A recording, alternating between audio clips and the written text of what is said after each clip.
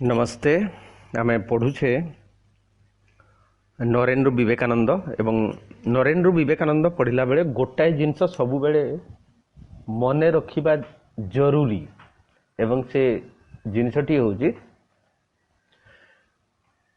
तांकर अन्यान्य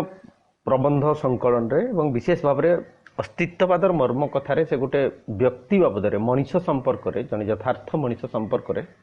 गोटे संज्ञा से निरूपण करिसंती जे मनीष माने से गोटे जगह रे कहछन्ती प्लाज्मा टाइप तार अर्थ से जन्मरु किछि न थाए हमर वस्तु तीनोटी अवस्था जानी छे किंतु सेटा चारोटी अवस्था जो कठिन तरल गैसीय एवं आ गोटे 4 नंबर अवस्थाटी होची प्लाज्मा टाइप। तो से मनीष को से कहछन्ती जे जन्म बेले से प्लाज्मा भड़िया थाए माने किछि नुहे एमिति गोटे अवस्था रे ना तरल ना कठिन एमिति अवस्था भितरे से थाए। तो मनीष भी ठीक सेमती किछि नुहे। तो सही बही रे से आ गोटे भी जिनस कहछन्ती जे प्लाज्मा जोटा कहली से होचन्ती वास्तविक ए मनीषटा होची गोटे बीइंग रो अक्षरिक इंग्राजी शब्द से जदि बेसी आलोचना करबा से गोटे दर्शन आडे चली जीवो आमे ताको साधारण भाव रे बुझाइबा पई मु कहूची जे बीइंग रो अर्थ होची अनेक संभावनार गोटे स्थूल रूप संभावनार स्थूल रूप एवं ये विकसित हेबा दरकार बिकमिंग माने बीइंग रु बिकमिंग पर्यंतटा होची मनीष जीवनर यात्रा। तेणु नरेन जदि बीइंग विवेकानंद होची तांकर बिकमिंग एवं ताहा से विवेकानंद हेबा पई जो मार्गचारण दरकार जो तपस्या दरकार जो साधना दरकार एवं जोथि पई परमहंसंकर पाखकु जाइके से दीक्षा ग्रहण करिसेंती सन्यासी हेइचंती सेही बिकमिंग पर्यंत जीवा पई से एबे भारत भ्रमण उद्देश्य रे बाहरी छंती। केवल सीए नुहे तांकर अन्यान्य जो 16 जन अनुचर थिले गुरु भाई थिले सेही मानकर सांगरे समस्ते निज निज मार्ग रे निज निज लक्ष्य उद्देश्य रे जाउचंती। केवल जणे मात्र मठ छाड़ी की जाई नांती से होचंती रामकृष्णानंद। तो परवर्ती समय रे माने 1886 मसिया रे विवेकानंद प्रथम थर एई परिभ्रमण रे बाहरिले एवं एई परिभ्रमण मने रखिबो जे अवसर विनोदन पाई नुहे माने आमर दैनंदिन जीवनर जो प्रेशर भितरे रहिला परे दुख जो रूटीन बंधा जीवन भितरे रहिला परे आमे साधारणतः टिके निजको रिफ्रेश करिया पई सामान्य टिके आनंद पई जेमती बुली जाऊ ए बुलिबा होची सेमिति नुहे ए परिभ्रमण सही अर्थ रे नुहे ये परिभ्रमण होची ज्ञान अर्जन आत्म उपलब्धि पई से बाहर को जाउछंती एवं लक्ष्य होची 86 मसिया रे माने 1886 मसिया रे जेतेबेले से तांकर प्रथम यात्रा आरंभ करिसंती लक्ष्य होची हिमालय एवं सेही हिमालय पहुंचीबा माने से कलिकता रु बाहरिले बराहनगर रु लक्ष्य होची हिमालय बाटरे बनारस माने जोटा प्राचीनतम नाम ता होची काशी जोटा को हमें वाराणसी बोली भी जानू छे बनारस अयोध्या वृंदावन आग्रा और लखनऊ प्रभृति तीर्थ स्थान से भ्रमण कले। ए तीर्थ करिबा अपेक्षा तीर्थ माने पुण्य अर्जन पाई नुहे सबु बेले मने रखिबो जे तीर्थ स्थान को गुडी को हुए महत लोक मानकर पाद जो जगह रे पड़ी थाए सेही जगह गुड़िक अवलीला क्रमे परवर्ती समय तीर्थ स्थान रे रूपांतरित हुए। तो विवेकानंदकर पूर्वरु आमर जो रामायण महाभारत रे एमिति अनेक महात्मा ऋषि मुनि बा अवतार बा एमिति किछि घटना जो स्थान गुड़िक रे घटी थिला सेही स्थान गुड़िक होछि वास्तव रे तीर्थ क्षेत्र। एमिति कि विवेकानंद से उच्चता को पहुंचला परे तांकर जन्मभूमि तांकर कर्मभूमि भी आम पाई गोटे तीर्थ क्षेत्र। तो से जहा हो से तीर्थक्षेत्र जो भ्रमण अपेक्षा तांकर मूल लक्ष्य होउची जे विशाल भारतवर्ष और तार दरिद्र जनतार सहित घनिष्ठ भावरे परिचित हेबा तांकर परिचय लाभ करिबा जे सेमान को जानिबा। तेणु से समय माने 19 शताब्दी शेष दशंधि आड़े से भारतवर्ष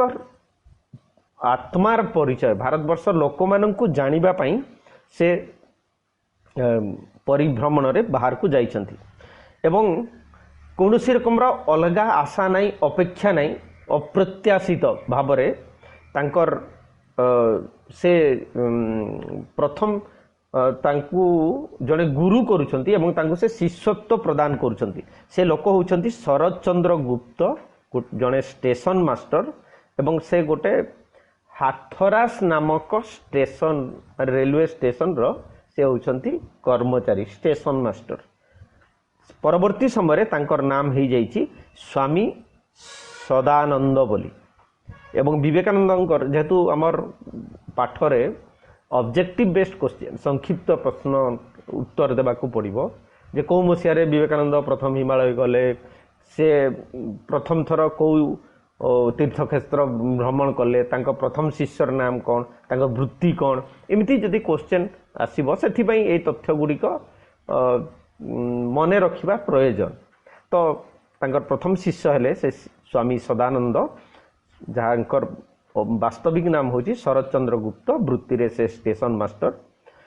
एई दुई जन विवेकानंद एवं तांकर प्रथम शिष्य स्वामी सदानंद बा शरद चंद्र गुप्त से माने दिन दिन धरी भोक उपास रे रहिछंती एवं लक्ष्य होची जे भारतवर्ष को जानिबा भारतवर्ष को चिन्हिबा भारतवर्षर असंख्य कोटी कोटी दरिद्र लोक मानकर जीवन सहित परिचित हेबा एवं से लक्ष्य रे से माने हिमालय जाउछंती सांगरे शिष्य मिलिले स्वामी सदानंद जार परवर्ती नाम एवं दीर्घदिन धरिकी भोक उपास रे रहिबा परे तांकर शरीर क्रमश असुस्थ होईछि एवं दिहे पुणी कलिकता बराहनगर को फेरी आसीछंती। तेणु 86 पर 1886 पर 88 रे 1888 2 वर्ष पर से पुणी थरे द्वितीय बार भ्रमण रे से बाहरिले एथर आलाहाबाद गाजीपुर देई हरिद्वार गले। हरिद्वार जोटा होची उत्तरांचल रे हमर वर्तमान रो जो उत्तरांचल उत्तराखंड अछि जार राजधानी होची डेहराडून से 25-30 किलोमीटर 40 भितर हरिद्वार से हरिद्वार पर्यंत तांकर लक्ष्य रे से गले। सही जगह रे तांकर गुटे विशेष अनुभूति हेछि जे पावहारी बाबा उनकर सहित गाजीपुर रे सिद्ध जोगी पावहारी बाबांकर सहित तांकर साक्षात हेछि एवं पावहारी बाबा उनकर सिद्धि माने अनेक रकम रे चमत्कारिता से हासिल करिथिले। आमे ताको अलौकिक शक्ति से शक्ति सबु व्यक्ति पाखे मध्य निहित अच्छी कथा होची आमे तार विकास करि पारिने एवं तांकर व्यक्तित्व रे से आकृष्ट हेले तांकर विशेष इच्छा हैला जे ई पावहारी बाबांकर पाखरे रही कि तांको पाखरु दीक्षा नै कि से मध्य एमिति सिद्धिर अधिकारी हेबे किंतु विधाता बा नियति बा रामकृष्ण परमहंसंकर करुणा निर्देश आशीर्वाद ये सबु किछि विवेकानंद को गोटे भिन्न उपादान रे तैयारी करिया पई जेते बेले प्रस्तुत करिछि विवेकानंद माने बारंबार से चाहिछंती किंतु से कहउछंती जे केही जणे आसी तांकू बारण करिछि। एटी केही जणे कहिले को लोक स्थूल भाव रे कोनोसी व्यक्ति आसी विवेकानंद को कहि नांती जे तमे पावहारी बाबांकर दीक्षा नियो नाही बोली। तेणु निसंदेह भाव रे मु जो विधाता नियति बा परमहंसंकर आशीर्वाद बा निजर अंतरात्मा तांकू सेटू प्रत्याहार करे आनिछि। तेणु से आउ शिष्यत्व ग्रहण करि नांती पुनराय से फेरी आसिले तांकर बराहनगर मठरे भी से बेसी दिन रही पारिले नाही जेहेतु से जानिबा को चाहुछंती जे कोन करिवे कोन करिवे नाही। हमर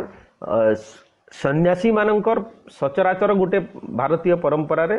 आमे जेतिकी पुराण बा जहा किछि आमे पढुचे से जगह देखुचे जे से माने केवल व्यक्ति मुक्ति बा आत्म मुक्ति पाई प्रयास करिकी अरण्य भितरे आश्रम टीए तैयारी करिकी तपस्या करिसंती। विवेकानंद सेमिति जने सन्यासी हेबा पाई प्रथम पर्याय रे चाहिथिले बा चाहुथिले, किंतु परमहंसंकर जो कहले जे विशाल बटवृक्ष ही तू शह शह लोकं को आश्रय देबू, तांको मार्ग निर्देश करिवु, एमिति आत्ममुक्ति पाई तू एते व्याकुल काहे? तेणु तांको भितर गोटे माने निगम पथ, निगम माने आउटलेट बाहर को जीवा पाई गोटे माने किछि हेबार व्याकुलता से गोटे पथ खोजुची। तेणु से अस्थिर होइछंती। ए दुई थर भ्रमण अभिज्ञतारू समाज रे जेतिकी आवर्जना कुढ़ कुढ़ होई जमी थिबार देखिथिले से सबु को दूर करिबार व्याकुलता तांकु शांति रे रखाई देला नाही। तेणु से दुई थर जो 86 रु 88 वर्ष ए जो भितरे से जो हिमालय को लक्ष्य रखिकी भारतवर्ष बुलीचंती, सेई जगह रे तांकर अनुभूति हेइची जे भारतीय समाज रे कुढ़ कुढ़ आवर्जना जमी छी। ए कुढ़ कुढ़ आवर्जना स्तूपीकृत आवर्जना जमी छी, तार अर्थ होउची कोन? वर्तमान रो स्वच्छ भारत मिशन रे हमें स्वच्छतार कथा जो जिनस कहूचे, ये आवर्जना स्थूल, किंतु असल आवर्जना होउची आमर मनरे, आमर चेतनारे, आमर प्राणरे, एमिति कि आमर शरीर रे मध्य, माने शरीरर सुस्थता, शरीरर सामर्थ्य तार अभिवृद्धि न करिबा मध्य गोटे रकम रो आमे जदि कहबा ताकू जो शक्ति भगवान देइचंती तार जदि प्रयोग ठीक भाबरे न करिबा ताहाले मध्य ता अवर्जना भलिया पड़ी रही। तो एठी सेई दरिद्र कुसंस्कार प्रपीड़ित अवस्था को से आवर्जना बोली कहिसंती। माने अज्ञता, अज्ञान, अशिक्षा, दारिद्र एई आवर्जना रे भारतवर्ष पूरी की अछि। तेणु से बराहनगर रे मध्य रही पारि नांती। तृतीय थर मठ से परित्याग कले, शून्य हस्तरे कौनसी किछि जिनिस नै नांती एवं पादरे चाली चाली सारा देश बुलिले। तांकर अंतर्बोध बारी पारी थिला। अंतर्बोधर इंग्राजी प्रतिशब्द होची इंट्यूशन। ये इंट्यूशन होची आमर मन, बुद्धि, विवेक तार ऊर्ध्वरे थिबा शक्ति एवं अंतर्बोध कौनसी समय रे भूल प्रमाणित हेई पारिबो नाही। माने ये होची मनिषर अंतर भितरे थिबा गुटे शक्ति जे परवर्ती मुहूर्तर घटुथिबा घटना को से पूर्वरु कहि दे पारिबो बा उचित अनुचित ठीक भूल ए सबु जिंस रे से यथार्थ मार्ग निर्देश दे पारिबो। तो सेई अंतर्बोध द्वारा परिचालित है कि से देशटा जाक तन खिले जे कौन करिवे। से तो सन्यासी दीक्षा नहीं जाइछंती, कौन करिवे माने तांकर प्राबंधिक तांकर रूपक शैली रे वर्णना करूछंती जे सेनापति युद्ध क्षेत्र को परखी नेला परी विवेकानंद ए विशाल देशर प्रति कोण को खेदी जाइथिले। माने जेमिति जणे आमे कथाटा को भिन्न भाव रे बदलैबा, जे टीम रो कैप्टेन, क्रिकेट टीम रो कैप्टेन, से गोटे फील्ड रे मैच खेलिबा पूर्वरु से आगे जानिबा को चाहे जे ए पिच कौ रकम रो, माने ए पिच रे कौ रकम रो खेलाड़ी माने फास्ट बॉलर, मीडियम बा स्पिनर कौ मानन को नै कि मैच जीती हबो। एटा क्रिकेट खेल रे जेमिति हमें कहूचे सेमिति युद्ध क्षेत्र रे मध्य जे कौ रकम रो व्यूह रचना कले, कौ रकम रो केते केते सेनानी सांगे रे धरी की गले आमे निर्दिष्ट युद्धटी को जीती पारिबा। सेमिति भारतवर्षर जो कुढ़ कुढ़ अवर्जना भितरे जो अवस्था भितरे अछि, एई अवस्थार रूपांतरीकरण याकू गोटे उन्नततर गोटे उच्चतर शुद्धतर विकसित रूप देवाई हेले कौन कौन काम करने को पड़ो से उद्देश्य ही पादरे चली चली तृतीय थर समुदाय भारत वर्ष को से बुली तेणु खेदी माने प्रति कोण को से खेदी जाइथिले अवश्य सेनापति रूप रे नुहे एठी सेनापति कहले आमे गोटे जो योद्धार गोटे सैन्य बाहिनी मुख्य हिसाब रे जो चरित्रटी को आखि आगे रखुचे एठी सेनापति रूप रे से नुहे सन्यासी भाव रे ही से जाइथिले किंतु सन्यासी रूप भितर सेनापति किंतु धरा पड़ जाउथला सेनापतिर अर्थ होची माने जे व्यूह रचना करिवो जे समुदाय परिचालना करिवो माने जहार नेतृत्व जे नेतृत्व नेबो एवं जहार नेतृत्व रे समुदाय युद्ध समुदाय परिचालना हार किंबा जीत लाभ किंबा क्षति माने उन्नति किंबा अवनति निर्धारित हेबो माने समुदाय दोष गुण निंदा प्रशंसा एठी साधारण लोक मानक पाखकु जीव नाही माने तांकर जो जो 16 जन शिष्य तांकर संगे जो माने थिले गुरु भाई से मानक पाखकु जीव नाही सबु जीव क्रेडिट जदी कुहा जीव नरेन को पाखकु बा विवेकानंद को पाखकु तेडु सन्यासी भितरे सेनापति को देखुछंती सेनापतिर अर्थ होची से नेतृत्व नेबार सामर्थ्य जा पाखरे अछि एई अनामधेय सन्यासी तेजरे विस्मित होई जेतु से गोटे निर्दिष्ट रकम जीवन चर्चा करिसंती भगवानंकर से गोटे बा विधातार से गोटे विभूति हिसाब रे निर्दिष्ट ऐश्वर्य गुण तांको भितरे थिला एवं तार से विकास करैथिले एवं से कथा मध्य पढ़िला बेले बा आमे चिंता कला बेले गोटे जिनस ध्यान देव जे भगवान सेमिति ऐश्वर्य गुण आमको देई नांती से कथा नुहे किंतु कथा होची आम भाग्य सेमिति परमहंस गुड़िक जुटू नांती बा आम अंतर भितर सेमिति व्याकुलता सृष्टि हो नै सेति पई मध्य जावतीय रकम रो संस्कार से प्रारब्ध रही पारे वर्तमान रो परिवेश रही पारे से तेज आम भितरे दृश्यमान हेउ नाही किंतु जहा हो विवेकानंदकर से तेज रे राजा महाराजा माने तांकु अतिथि हिसाब रे स्वीकार करि नेबाकू खूब भाग्यवान बोली मने करुथिले कृतार्थ मनुथिले बोली प्राबंधिक कहिसंती तेबे राजा महाराजांक अपेक्षा समाजर तळिया लोक दीन दरिद्रंकर आतिथ्य ग्रहण करी सेमानकर सुख दुख रे भागीदार हेबाकू विवेकानंद भल पाउथिले किंतु आमर साधारण लोक जेमिति सबु बेले भल खाइबी भल घरे रहिबी भल परिवेश भितरे जीवन बंचीबी एटा समस्तंकर माने साधारण लोक मानकर इच्छा किंतु विवेकानंद पाखरे जो इच्छा ताहा होची भिन्न से कौन सब बेले चाहिछंती ना तोड़िया लोक समाज रे जो माने होचंती वंचित दरिद्र माने बुभुक्ष निरन्न सेमिति लोक मानकर निकटता नैकट्य सामीप्य बा आतिथ्य स्वीकार करने को से चाहिए धनी दरिद्र उच्च जाति और नीच जाति भेद भूली समाजर सबु श्रेणी लोकंकर घनिष्ठ संस्पर्श रे आसी मनीष प्रति तांकर श्रद्धा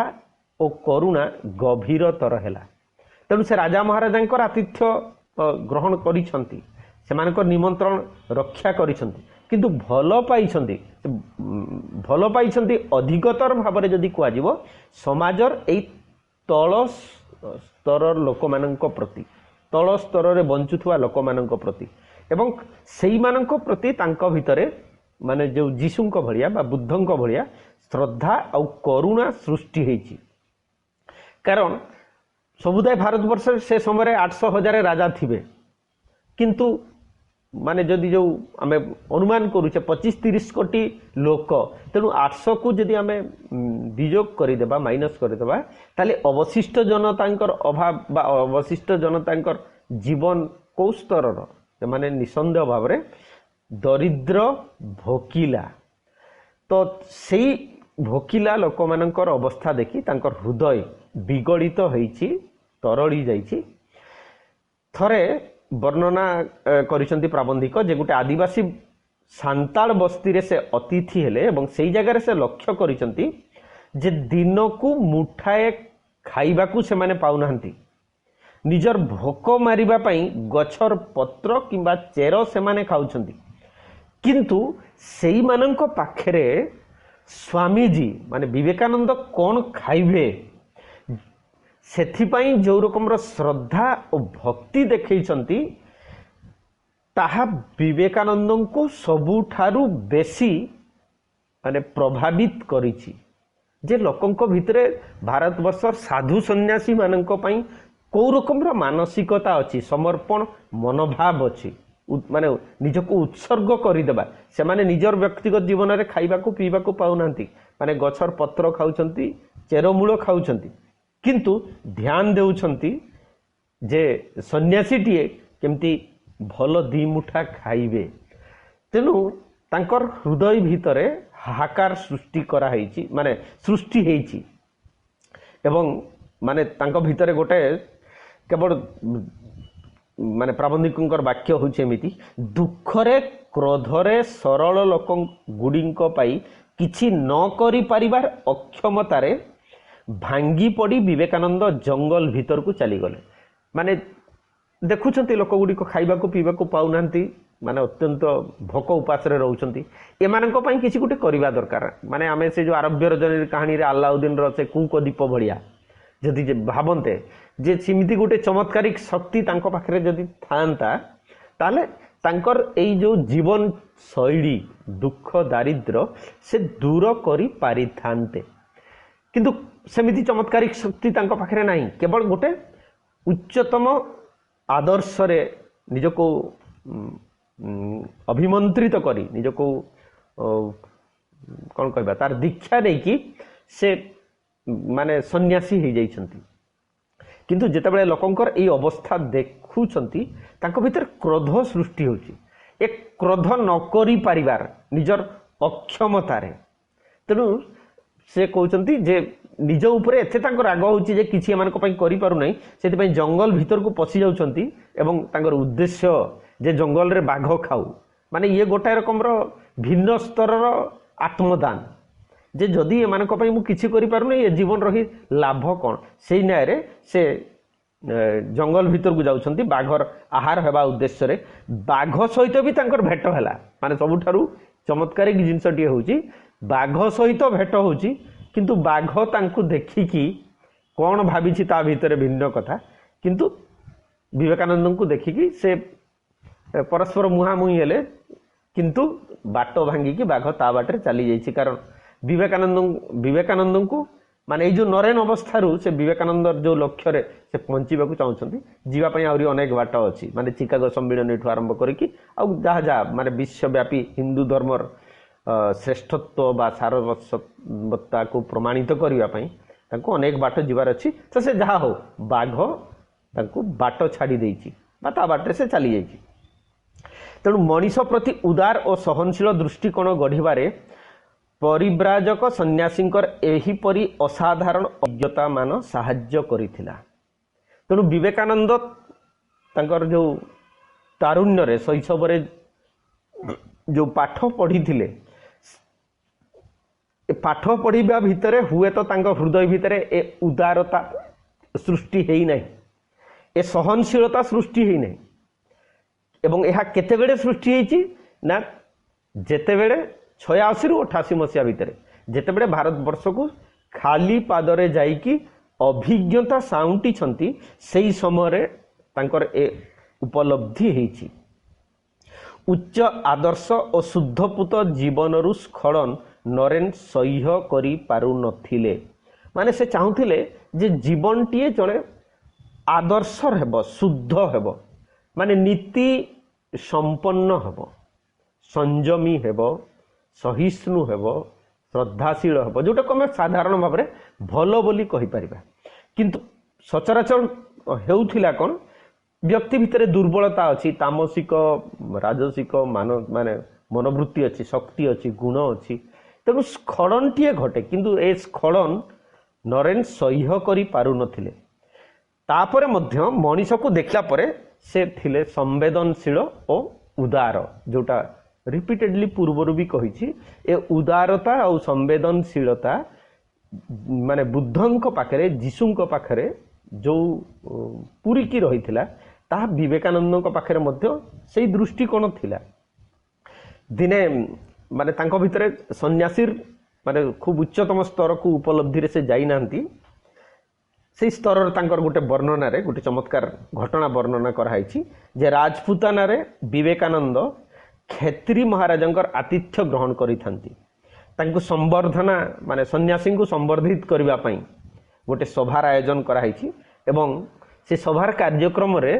निरूपित होईछि कोन कोन हेबो जने बाईजी नृत्य परिवेषण करिवे माने सन्यासींकर आगे रे जने बाईजी माने नर्तकी नृत्य परिवेषण करिवे माने जीवनटा जने राजा केमती भाव रे ग्रहण करिसंती कारण भारत वर्ष रे बा राजा मानकर संस्कृति रे ताहा हुए तो शोभा पाए किंतु सन्यासीर जीवन भितरे ताहा ग्रहणीय नुहे किंतु जेतेबेले बाईजी नृत्य परिवेषण करने को आसुचंती विवेकानंद एई दृश्य को देखि अत्यंत क्षुब्ध हो जाउछंती माने रागी जाउछंती तेणु तांकर आचरण रु तांकर जो शरीरर भावभंगी बॉडी लैंग्वेज रु जदि आमे कहिबा नर्तकी बाईजी बुझी पारुची जे विवेकानंद अस्वस्थी अनुभव करुचंती एई राज दरबार रे बाईजी नृत्य को एवं बाईजी प्राबंधिक एठी लिखिचंती जे मीरा भजन रु सुर धरिले माने मीराबाईंकर गोटे गीत से गान करिसंती तो एठी आउ गोटे जिंस दया करी समस्ते मने रखिबे प्राबंधिक शरत कुमार महांती जो मीराबाईंकर भजन बोली कहउचंती अनेक जगार ताहा कवि सूरदासंकर रचित माने 4टी पद थिबा गीतटीए अछि एवं यार रचयिता सूरदास एवं हुए तो मीराबाई ताकू गान करि थाई पारंती तेणु मीरांकर भजन रे आमे देखिले जे कि स्पष्ट हो पारिबा जेतु प्रश्नर उत्तर देले आमे तो चैलेंज करि पारु न हो ए जगह चैलेंज करबा कथा नुहे किंतु दया करी समस्ते ए बाबद रे टिके ध्यान देवे ए जो धाड़ी एठी व्यवहार कराई तार कवि सूरदास बोली विभिन्न जगह तथ्य आसुची एवं से धाड़ी से जो बाईजी गान करिसंती प्रभु मेरा अवगुण चित न धरो जे सेटा श्रीकृष्ण को पई हुए तो सूरदास लिखिचंती बा रामचंद्र को पई बा भगवान को पई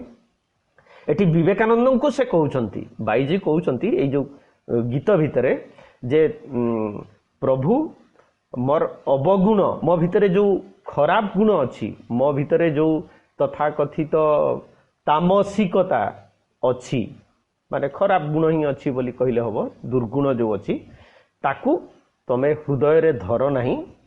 समदर्शी हे नाम तुम्हारा जे तमे होछ समदर्शी माने पाप एवं पुण्य तेणु पापी एवं पुण्यात्मा जदि कह से विधर्मी बा धार्मिक बा जदि कह कवितार परवर्ती धाड़ी रे भी से कहते जे जे जे प्रभु जे सही गोटे लुहा मंदिर मूर्ति होउची आउ सही गोटे लुहा व्याधर हाथ रे मांस बिकुथुबा लोक हाथ रे गोटे छुरी हिसाब रे काम करूची तेणु तमे ए दीटा को स्वतंत्र कर नहीं तमर विशाल दृष्टि रे कारण समदृष्टि बाबद रे विशद भाव रे व्याख्या करा होईची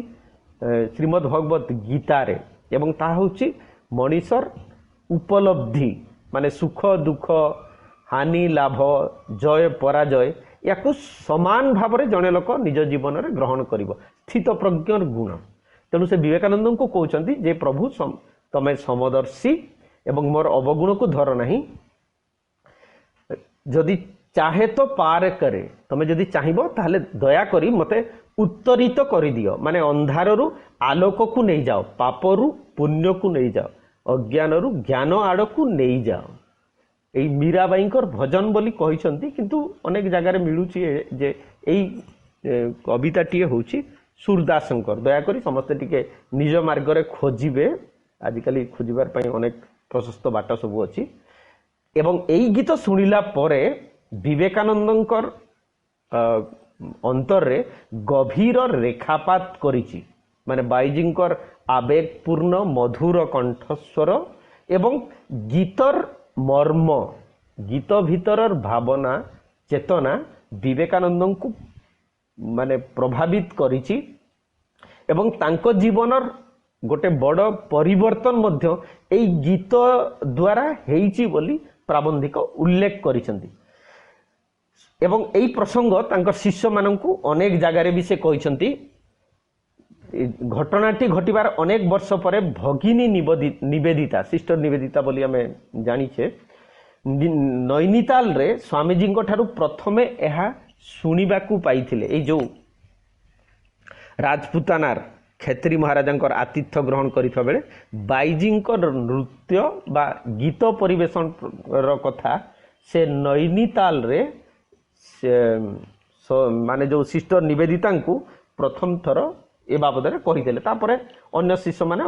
ଅବଲୀଳା କ୍ରମେ ସେ ଜାଣିଥିବେ ସେ ଘଟଣାଟିଏ କେଉଁ ରକମର ଘଟିଛି। ତ ନୈନି ସରୋବର ନିକଟରେ ଦୁଇ ଜଣ ରମଣୀ ନିବେଦିତା ଓ ତାଙ୍କର ସହଯାତ୍ରୀଙ୍କୁ ଭେଟି ଆଳାପ କରୁଥିଲେ। ଜଣାପଡ଼ିଲା ଯେ ହେ ରମଣୀ ଦୁହେଁ ବାଇଜିଟା ଗୋଟେ ବୃତ୍ତିଗତ ଜୀବନ ପଦ୍ଧତି, ବୃତ୍ତି ଅନୁସାରେ ଯେମିତି ଆମେ କହୁଛେ ଏମାନେ ନୃତ୍ୟ ଗୀତରେ ନିପୁଣା ଏବଂ ରାଜା ମହାରାଜାଙ୍କ ପାଖରେ ଅର୍ଥ ପ୍ରାପ୍ତି ଉଦ୍ଦେଶ୍ୟରେ ନୃତ୍ୟ ଗୀତ ପରିବେଷଣ କରନ୍ତି ଏବଂ ସଚରାଚର ଭାରତୀୟ ସମାଜରେ ତାଙ୍କୁ ଗୋଟେ ଘୃଣ୍ୟ ଦୃଷ୍ଟିରେ ନିମ୍ନ ଦୃଷ୍ଟିରେ ଦେଖାଯାଏ ହେଲା। ତ ସେଇ ଜାଗାରେ ଦୁଇ ଜଣ ବାଇଜୀଙ୍କୁ ସେମାନେ ଭେଟିଛନ୍ତି। ସ୍ୱାମୀଜୀଙ୍କୁ ବେଢ଼ିଥିବା ଲୋକ ଭାବିଥିଲେ ଯେ एकथा जानिला पर स्वामीजी दी जन को तोड़ी देवे, जे ए दी जन को ए जो बाईजी दी जन नैनीताल रे तांको बाहर करी देवे। किंतु से जो समदर्शी कथाटीए बाईजी गीत रे गाई थिले ता विवेकानंद को प्रभावित करिछि, किंतु तांको तोड़ी दिया नै, माने से तोड़ी देई नांती, मात्र से सेमान को तोड़ीबा को अस्वीकार करिबारु उपस्थित जनता मध्य गोटे आलोड़न हैला। जेतु सेठी समवेत होइतबा अन्य लोक माने जानिले जे एमाने समाजर एई वर्गरु आसीछंती, तेणु तांको जो कहली जे घृण्य दृष्टि रे पापिनी बा व्यभिचारिणी एमती दृष्टि रे जो देखुछंती, से भाबिथिले जे सन्यासी मान को तोड़ी देबे, किंतु जा तोड़ी देले नै, किंतु जेतेबेले ग्रहण कले माने सेमाने मध्य विवेकानंद पाखरु धर्म चर्चा बा किछि सत्संग लाभ जो करूछंती, लोकंक भितरे सामान्य आलोड़न सृष्टि होइछि। सेई दिन स्वामीजी निवेदिता को क्षेत्रीकर बाईजी प्रसंग कथा कहिथिले जे एमाने मध्य आम समाजर गोटे अंग अंश एवं एमानंक पाखरे मध्य उत्तरण संभव, एवं से उत्तरण जदि ए सन्यासी माने तांको सहयोग न करिवे, तांकर रूपांतरण बा तांकर उत्तरण केमती संभव हो, तांकर परिवर्तन केमती संभव हो। दक्षिणेश्वर रे उपरे बराहनगर रे गुरु भाई माने नरेन को भल भाव रे चिन्ही थिले, किंतु विवेकानंद सहित तांकर परिचय नथिला। माने वाक्यटी को ठीक भाव रे बुझिबा पई चेष्टा करिवे। नरेन अर्थ होची जिए मोक्ष मुक्ति पाई व्याकुल थिबा परमहंसंकर शिष्य, मोक्ष मुक्ति पाई व्याकुल थिबा परमहंसंकर शिष्य, एवं ए मोक्ष मुक्ति होची व्यक्तिगत मोक्ष मुक्ति, जोटा पूर्वर भी आमे कहिचे भारतीय सन्यासी माने प्राचीन काल सन्यासी मानकर जीवन रे सचराचर जहाँ देखा जाउथिला सेमिति चरित्रटी होउछंती नरेन। किंतु विवेकानंद को कथा कहिले ए जो समदर्शी भाव समाजर सबु वर्गर लोक मानकर जीवनर उत्थान विकास बा रूपांतर ताहा होची विवेकानंदंकर लक्ष्य बा आदर्श। तेणु सेमिति विवेकानंद को सेमाने बा चिन्ही पारि नथिले बा परिचित होई नथिले। बराहनगर छाड़िबा परे सेमानकर सहित नरेनकर आउ साक्षात होई नथिला। नरेन विवेकानंद होई चिकागो चली गले। तेणु नरेन थिले एवं जीवनर एई जो विपुल अनुभूति अभिज्ञता समदर्शी भाव एसबू तांकु विवेकानंदरे रूपांतरित करिछि एवं से विवेकानंद हेला परे चिकागो धर्म सम्मिलनी को से चली गले। आज एतिकी थाउ आसंता काली ता परठारु बहुत धन्यवाद।